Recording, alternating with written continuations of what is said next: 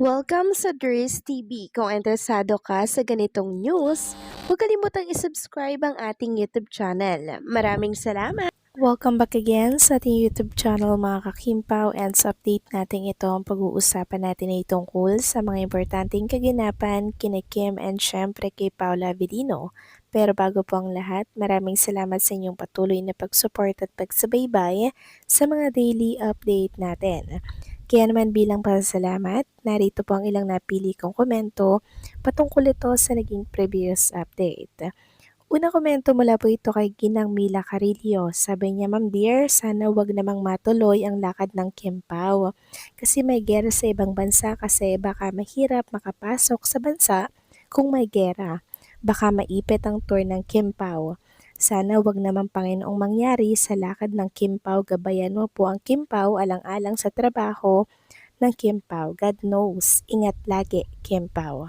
Maraming salamat sa komento, Ginang Mila Carillo. Yes, tama po kayo dyan. Although malayo pa naman po yung world tour ni Kim and Paulo, pero syempre nakakapag-alala po at nakakatakot para kay Kim and Paulo na magkakaroon po ng world tour sa ibang bansa. Kaya sana nga po mga kakimpaw matapos na agad and syempre matigil na agad yung giyera na nangyayari po sa karatig bansa. Kaya nga po hinihingin ko po ang dasal ng mga Kimpaw fans na sana po ay isama niyo po sa mga prayers ninyo ang mga nangyayaring giyera, no, sa mga karatig bansa natin. Kasi hindi lang naman po si Kim and Paula Avellino ang maapektuhan dito, kundi yung mga kababayan natin na naninirahan po sa ibang bansa. And syempre, sabi ko nga po, maging tayo maapektuhan din mga kakimpaw. Kahit hindi po sa gera, pero syempre sa pagtaas ng mga presyo ng bilihin, maapektuhan po tayo dyan. Kaya't sana po'y matigil na ang bangayan ng US and syempre ng Iran. So maraming salamat sa komento, Ginang Mila Carillo. God bless po and babuhay kayo.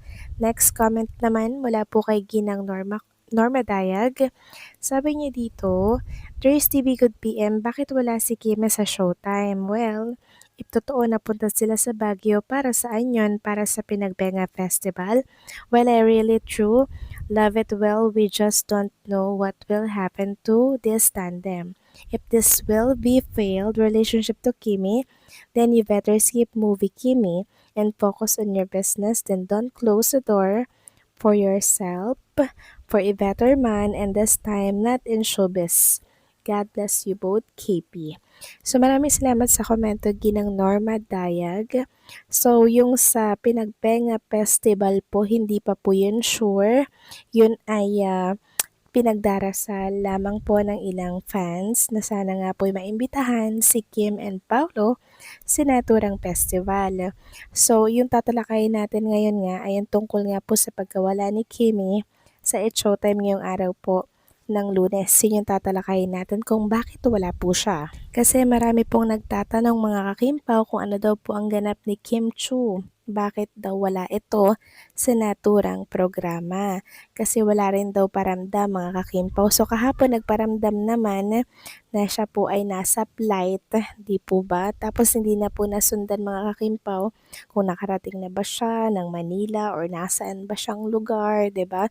So nag-aalala po ang mga Kimpaw fans kung kamusta na daw ba si Chinita Princess. So wag kayo mag-alala mga kakimpaw dahil sasagutin natin ang tungkol dyan. So maraming salamat sa komento, Ginang Norma Daya, God bless and mabuhay kayo. So ito na nga pag-usapan na natin ang mga balita po na nakalap natin sa hapong ito. Tunahin na nga nating pag-usapan ang ganap kanina sa It's Showtime. So sayang no? Wala po si Kim Chu ngayong March 2, Monday sa Showtime. Kasi ang guest nila doon ay yung kumanta po ng Tahanan Ko Ikaw, 'di ba? Yung laging kinakanta ni Kim and Paulo, yung Elmano and Jessica, nasa It's Showtime sila kanina. Sayang, no? Wala po si Kim. For sure, masaya din si Kim Chu pag na-meet niya po itong kumanta ng kinakanta po nila ni Paulo, mga kakimpaw, no? Pero sana next time, mamit ito ng personal ni Chinita Princess. At dahil nga po wala si Kim Chu sa It's Showtime, marami nga po mga fans ang nagtatanong kung nasaan ito.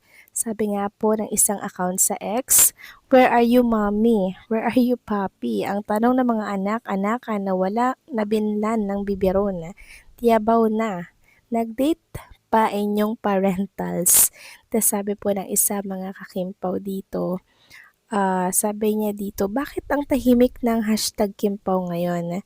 Kung ano-ano na lang tuloy ang nakikita ko sa TL ko, both serious and unserious topics. Gusto ko lang naman ng kilig. Tapos, meron tayong nabasa mga kakimpaw sa isang account dito sa Facebook na kinocongratulate nga si Chinita Princess sa panibago niya pong blessings.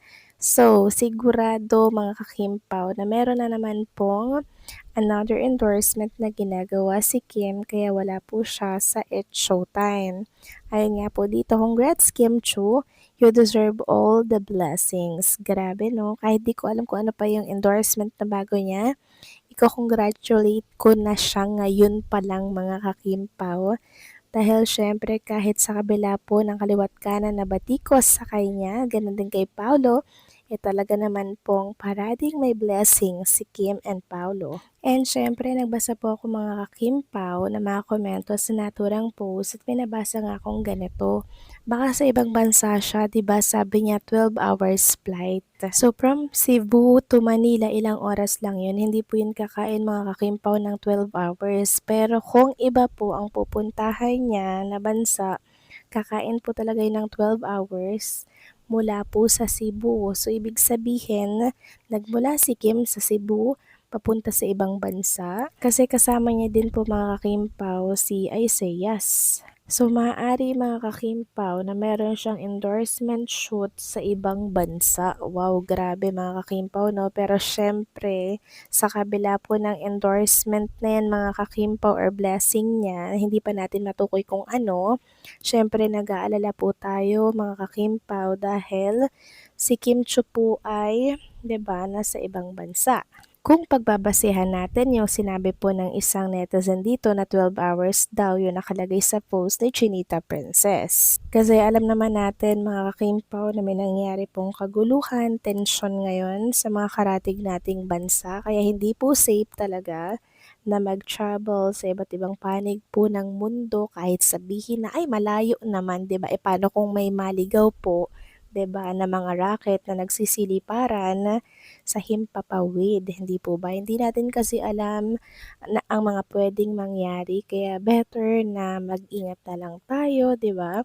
Huwag tayong masyadong makampante na hindi yan mangyayari kasi mga kakimpa, wala pong makakapagsabi ng mga pupwedeng mangyari. Kaya ang solusyon, mag-ingat, umiwas. Kaya kung nasaan ka man, Kim Chu, at kung sino man ang kasama mo, keep safe lagi and congrats in advance. So paano mga kakimpaw, hanggang dito na lamang pong update natin. Maraming salamat sa patuloy na pagsuporta.